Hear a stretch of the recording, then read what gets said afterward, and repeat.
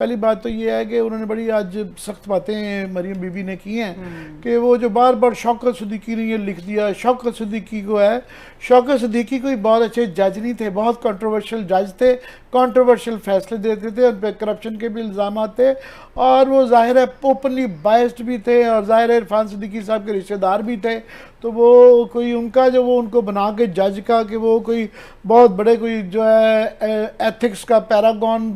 थे, वो ऐसे बिल्कुल नहीं थे कि उनकी मिसाल ये दी जाए। बहरहाल मेरा नहीं ख्याल है कि ये है। दूसरा ये है कि हमारे यहाँ एक बहुत बड़ा रुझान बन गया है कि जो चला जाता है ना उसके पीछे पड़ जाते हैं और आने वाले को सलाम कि तो चकवाल की जो है ना आज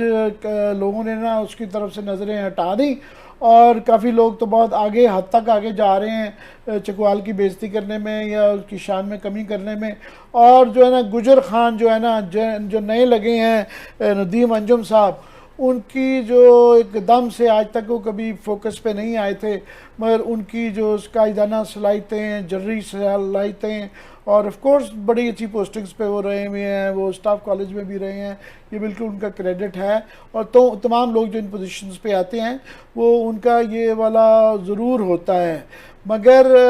ये इसके अंदर दो तीन चीज़ें हैं। पहली बात तो ये है कि वो जनरल फैज़ जो हैं ही मे बी डाउन जो है, मगर जो ये तस्वुर किया जा रहा है उनको खुदा ना खास्ता वो नहीं किया गया, ही इज़ नॉट आउट।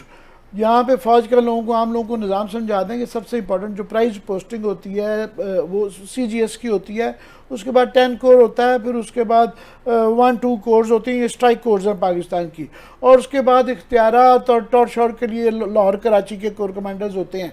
मगर रिसेंटली बिकॉज अफ़गानिस्तान पेशावर बहुत ही अहम पोस्ट बन गई है, क्योंकि वो पहले भी काबुल के साथ यही गए थे वहाँ पे, और काबुल के अफ़गानिस्तान की डीलिंग जो है पेशावर कोर की अहमियत बहुत बढ़ गई है। दूसरा ये है कि याद रहे कि ये जो चीफ ऑफ आर्मी स्टाफ का डिसीजन होता है वो प्राइम मिनिस्टर का इख्तियार होता है, और वो अभी भी रेस में हैं। हम ये नहीं करना चाहते किसी में कि कौन अच्छा है कौन बुरा है, बिल्कुल नहीं है, पर is very much in the race, चौथे नंबर पे हैं सीनियरिटी में शायद। तो वो ये भी जो है ना लोग सोच लिया करें कि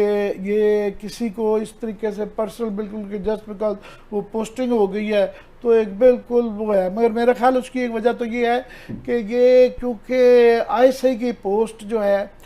इनका माजी यही रहा है कि यहाँ पे अंदरूनी पॉलिटिक्स के अंदर हमेशा इतना ज़्यादा रोल रहा हुआ है कि उसकी वजह से फिर ये बहुत ज़्यादा डिस्कस भी होती है, कंट्रोवर्शियल भी होती है, और माजी में भी बड़ी बड़ी कंट्रोवर्शियल चीज़ इस पर होती रही हैं। कम ही कोई कद्दू का याद होगा कोई ISI चीफ जो कि कंट्रोवर्सी से बचा हुआ। तो इंडिया की फॉर एग्जांपल किसी को याद भी नहीं होगा, किसी को नहीं पता होगा कि जनाब मेरा ख्याल है कि रॉ का चीफ कौन है, या वो जब लगता है तो वो कोई खबर भी नहीं होती, सिंगल कॉलम भी कोई खबर नहीं आती है। तो ये उम्मीद ये की जाती है कि इसका पॉलिटिकल रोल इस ओहदे का डोमेस्टिक पॉलिटिक्स की इंटरफेरेंस के हद तक जो है नदीम अंजुम के दौर में कम होगा। जैसा कि हमने देखा ISPR का रोल जो है माजी के मुकाबले में उन्होंने मॉडरेशन अपनी की है, तो ये फ़ौज के अदारे के लिए भी ठीक नहीं है कि ये कंट्रोवर्शियल रोल हों और ये बहुत ज़्यादा पब्लिकली इसकी किसी किस्म की भी जो मनफी किस्म की इसके ऊपर जो है ना तबसरे किए जाएं। तबसरे तब होते हैं जब बहुत ज़्यादा ये ओवर इन्वॉल्वमेंट होती है। ओके जी, क्लास साहब आमिर साहब ने बड़ा एक कंप्रीहेंसिव और बड़ा ये एक लफ्ज यूज करते होते हैं कि मैयर, मुझे क्यों मैं इसको अदा नहीं कर सकता, मैं अपॉलोजीज, मुझे जबान पे नहीं चढ़ता ये लफ्ज, चले मैं तो देहाती आदमी यूं कह लें। इसी तरह का इन्होंने ना वो तबसरा किया है, बिल्कुल नब्बातुल्लाह, एक लफ्ज इधर उधर नहीं हो सकता, मतलब पकड़ा नहीं जा सकता, तकरीम का वही कह रहा हूँ, कहीं से पकड़े नहीं जा सकते। आमिर साहब सेफ प्ले करते हैं, सेफ प्ले बड़ा बड़ा जी माशाल्लाह, जब से 50 क्रॉस किया ना समझदार हो गए, मैंने अभी होना है समझदार। खैर कमिंग टू द पॉइंट, दो चार चीजें सर इसमें मतलब इन्होंने ऐसे शो कर दिया कि सारा कसूर जो है ना वो हम मीडिया का भी है, सियासतदानों का भी है, सबका है, क्योंकि हम इनको पोलिटिसाइज कर देते हैं, इन पे तबसरे कर देते हैं, इन्वॉल्वमेंट होती है। एक चीज तो जो क्रेडिट दें जो हमने कहा है कि मैंने कहा है कि उनकी क्योंकि इन्वॉल्वमेंट होती है, थोड़ा हल्का सा नहीं मैं इन्होंने को ओवर नहीं होता, मतलब आम आदमी को नहीं समझ आई होगी, मैं वो ये करा, अगर मुझे नहीं है तो आम आदमी शायद में भी उन्होंने बेहतर समझाओ। दो तीन चीज़ें, एक तो ये भुट्टो साहब का क्रेडिट है, ये हो ही नहीं सकता कोई भी DG ISI लगे वो सियासत में इन्वॉल्व ना हो। भाई वर्चू ऑफ हिज ऑफिस, ये थोड़ी सी लोगों को समझने की ज़रूरत है। मतलब तनकीद हमारी अपनी जगह पे, क्योंकि भुट्टो साहब जब यहाँ पे वो बने थे, प्राइम मिनिस्टर ऑफ पाकिस्तान बने थे, उन्होंने ये पॉलिटिकल एक रोल दिया था ISI को कि मेरे जितने पॉलिटिकल यहाँ जो मुखालफिन है मुझे उन पर रिपोर्ट भी देनी है, उनके टेलीफोन बगिंग भी करनी है,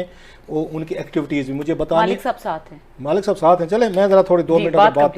पूरी कर लूँ। तो भुट्टो साहब ने ये रोल दिया था, बाकायदा एक पॉलिटिकल डेस्क बनाया गया था ISI का, जिसका काम यही था कि अपने पॉलिटिक्स और पॉलिटिशियंस पे आंख रखनी है और उनकी चीज़ें जो है ना हमें बतानी है। ये एक पॉलिटिकल प्राइम मिनिस्टर ये काम करके गए थे। उसको हाँ ये कह सकते हैं आने वाले किसी प्राइम मिनिस्टर ने नहीं छेड़ा, उन्हें सूट नहीं करता था कि जनाब कि हमें रात को अगर हमें आके अपने तमाम मुखालफिन के टेलीफोन टैपिंग,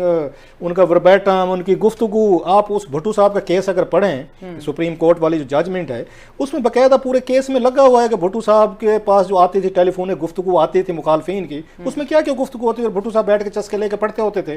फिर सारे प्राइम मिनिस्टर पढ़ते रहे। सो ISI को पॉलिटिक्स में तो सियासतदानों ने इन्वॉल्व किया है, पॉलिटिशियंस ने इन्वॉल्व किया है, और बाद में इतना करीब कर लेते हैं कि वो आके समझते हैं कि अब ये हमारा ज़ाती वो है, वफादार है।